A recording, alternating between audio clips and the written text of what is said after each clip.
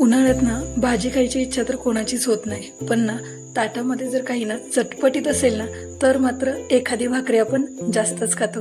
अशीच ना आपण आज मस्त चटपटीत अशी ना घरच्या आंब्याची चटपटीत अशी चटणी बनवतो, जी मस्त अशी आंबट गोड थोडीशी तिखट आहे, पण खायला मात्र मस्तच लागते. करूया आपल्या रेसिपीला सुरुवात. नमस्कार मंडळी, मी प्रियांका, तुम्हा सर्वांचं प्रियाज फूडीमध्ये मनापासून स्वागत. व्हिडिओ आवडला तर एक लाईक करा. आपल्या चॅनलवर जर तुम्ही नवीन असाल तर सबस्क्राईब करा आणि बाजूचा बेल आयकॉन क्लिक करायला विसरू नका.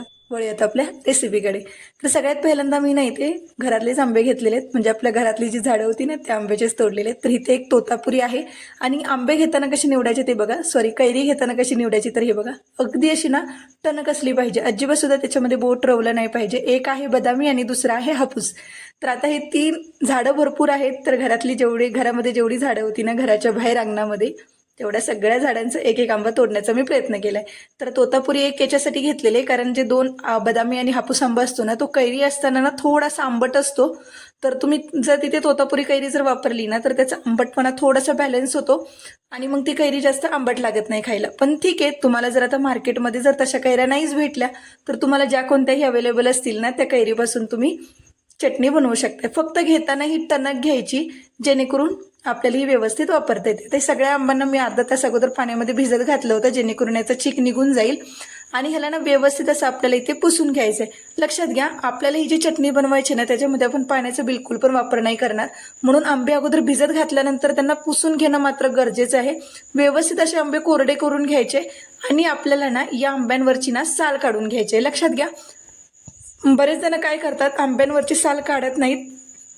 नाही काढली तरी चालेल, पण काय होतं, साल जर काढली ना तर एखादा आंबा जर तुरट असेल ना तर तो खाण्यासाठी राहत नाही, म्हणजे खाऊ वाटत नाही. त्याच्यासाठी ना एखाद्या कैरीची जर तुम्ही साल काढली सगळ्या कैऱ्यांच्या तर ती खाण्यासाठी अगदी चांगली लागते. आता आपल्याला ह्यांना ना कट करून घ्यायचंय. जसं जमत असेल ना तशा पद्धतीने तुम्ही व्यवस्थित असे यांना कट करून घ्या. आणि आता ह्याचे ना अगदी छोटे असे तुकडे करू नका, मध्यम आकाराचे न्यायचे. मी छोटे छोटे असे काप करून घेतलेले, जसे जमत असतील तसे काप करून घ्या, जेणेकरून ना आपण ह्याला मिक्सरमधूनच काढणार आहोत, मिक्सरच्या भांड्यातून. तर हे काप अगदी व्यवस्थित असे बारीक होतील. तर आता ह्याचे ना मी छोटे छोटे तुकडे करून घेतलेले, जास्तही बारीक नाहीत केलेले, अगदी मध्यम आकाराचेच करून घेतलेले, अगदी सगळ्याचेच करून घेतलेले. 3 कैऱ्या होत्या, सगळ्या व्यवस्थित झालेल्या. आता हे आपल्याला मिक्सरच्या भांड्यामध्ये घालायचं. तर इथे ना मी मध्यम आकाराचं मिक्सरचं भांडं घेतलंय. आता याच्यामध्ये ना आपण हे सगळे काप घालून घेऊयात. आता इथे ना मी 3 ते 4 लसणाच्या पाकळ्या घातलेत, सोबतच ना हिरवी मिरची घातलेली. लक्षात घ्या, मी सुरुवातीला सांगितलं थोडीशी आंबट गोड तिखट चवीची आपण चटणी बनवतोय, त्याच्यासाठी ना 1 2 ते 3 हिरव्या मिरच्या वापरा. आता लक्षात घ्या, आपण झाकण लावायचं याच्यामध्ये दुसरं काहीच नाही वापरणार. फक्त ह्याला ना आपल्याला पल्स मोडवरती फिरवून घ्यायचं, जास्तीत जास्त 3 ते 4 सेकंद, त्याच्यावरती जास्त फिरवू नका. जर पूर्ण पेस्ट केली ना तर तिला शिजवायला मात्र लागेल. तर तुम्हाला तशी आवडत असेल तशीही बनवू शकताय, नाहीतर ना अगदी 3 ते 4 सेकंद ना एवढं जरी तुम्ही फिरवून घेतलंस ना, थोडासा क्रंच असतो ना जो चटणीचा, तो मात्र दाताखाली लागला पाहिजे. त्याच्यासाठी ना अगदी मी अशी हिला बारीक करून घेतलेली. शिवाय आपण हिला महिनाभर टिकवून ठेवणार आहोत, त्यासाठी चटणीला वास वगैरे नको यायला. आणि ही चटणी ना पूर्ण सुटसुटीत होते बरं का, अजिबात चटणीचा गिजगा वगैरे तुम्हाला दाखवलेला नाहीये मी. अशा पद्धतीने जर तुम्ही बनवली ना अगदी व्यवस्थित बनेल. आता साहित्य काय लागणार आहे ते सांगते. पाव छोटा चमचा मोहरी, पाव छोटा चमचा जिरे लागणार आहेत आपल्याला. त्यासोबतच ना मी ते कश्मीरी मिरची पावडर घेतलेली आहे, अर्धा छोटा चमचा. चवीनुसार मीठ लागणार आहे आणि अगदी थोडीशी साखर घेतलेली, 1 छोटा चमचा इतका म्हणाल तर. त्याऐवजी तुम्हाला जर गुळ वापरायचा असेल तो वापरला तरी चालेल. सोबतच इथे ना मी कैरीचे जे आपण काप करून घेतलेले मिक्सरच्या भांड्यातून काढून ते घेतलेले. तर आता सगळ्यात पहिल्यांदा गॅसवरती कढई गरम करायला ठेवायची. कढईमध्ये 1 मोठा चमचा इतकं तेल घालायचं. तेल गरम झालं की लगेच याच्यात मोहरी घालायची. मोहरी मस्त तडतडली की लगेच जिरे घालायचे. आणि कढीपत्ता सांगायचं मात्र राहून गेलेला, तो सुद्धा झाडाचाच वापरलाय. आणि कढीपत्त्याचे 1 पान ह्याच्यामध्ये घालून घ्यायचं, 1 5 ते 7 पाकळ्या असं ते घालून घ्यायचे. सोबतच इथे मिरची घालायची, मिरची पावडर घालायची, कश्मीरी मिरची पावडर. त्याला थोडीशी मिक्स करून घ्यायची आणि याच्यामध्ये आपल्याला जे कैरीचे आपण काप करून घेतलेले मिक्सरमधून ते याच्यामध्ये घालून घ्यायचे. आणि आता याला ना व्यवस्थित असं परतवून घ्यायचं. लक्षात घ्या, गॅसची फ्लेम पूर्ण कमी ठेवायची, कमी गॅसवरती त्याला परतवायचं आहे.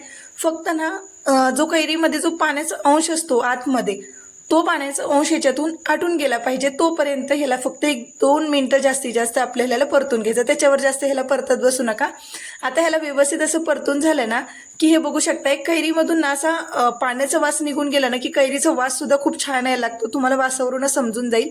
आता याच्यामध्ये आपल्याला सगळ्यात शेवटी मीठ घालायचंय आणि साखर घालायची।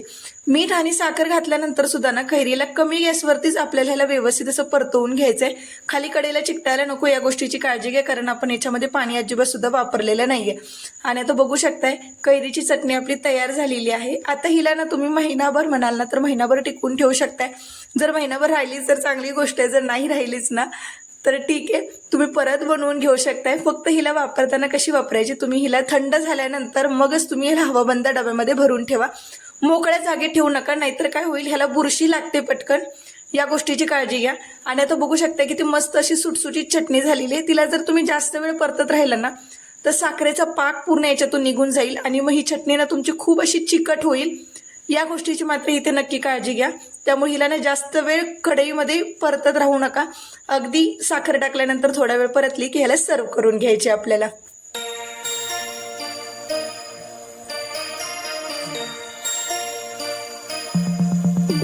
आणि हे बघू शकताय मस्त अशी आपली चटणी तयार झालेली आहे। चटणीचा कलर सुद्धा किती छान आलाय तुम्ही बघू शकताय।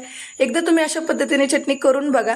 व्हिडिओ कसा वाटला मला एकदा कमेंटमध्ये नक्की सांगा। आवडला असला तर एक लाईक करा, चॅनलवर नवीन असाल तर सबस्क्राईब करायला विसरू नका। पुन्हा भेटत अशाच रेसिपी सोबत, तोपर्यंत धन्यवाद।